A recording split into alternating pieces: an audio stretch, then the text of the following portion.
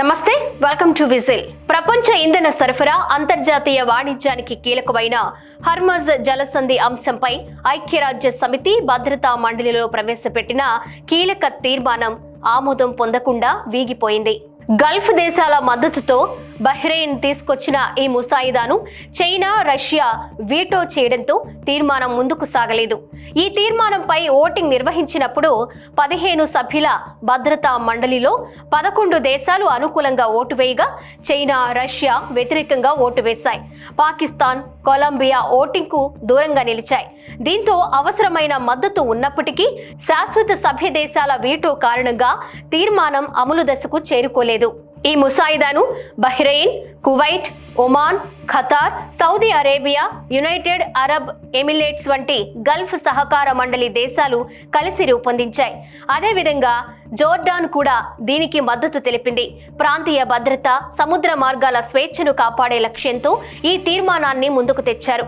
తీర్మానం ప్రకారం ఇరాన్ వెంటనే వాణిజ్య, సరుకు రవాణా నౌకలపై దాడులు నిలిపివేయాలని స్పష్టంగా డిమాండ్ చేశారు.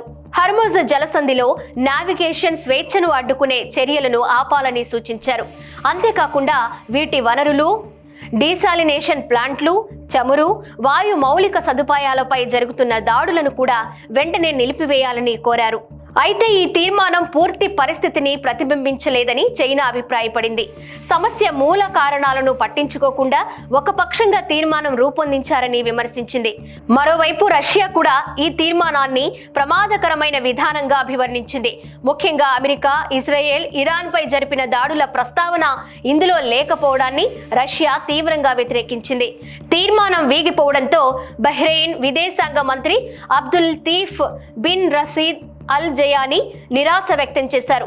అంతర్జాతీయ జలమార్గాల భద్రతకు ముప్పు ఉన్న సమయంలో భద్రతా మండలి స్పష్టమైన చర్యలు తీసుకోకపోవడం ప్రపంచానికి తప్పుడు సంకేతమని అన్నారు.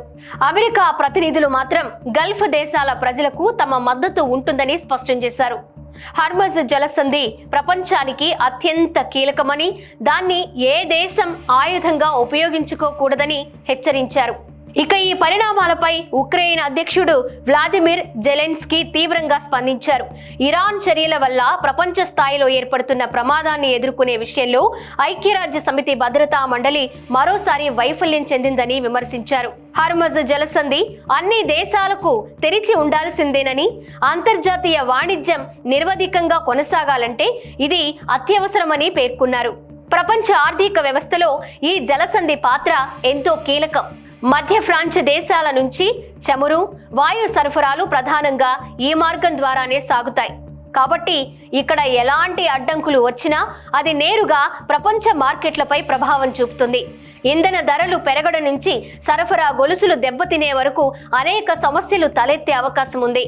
ప్రస్తుతం అమెరికా, ఇరాన్ మధ్య ఉద్రిక్తతలు కొనసాగుతున్న నేపథ్యంలో పరిస్థితి మరింత ఉద్విగ్నంగా మారింది.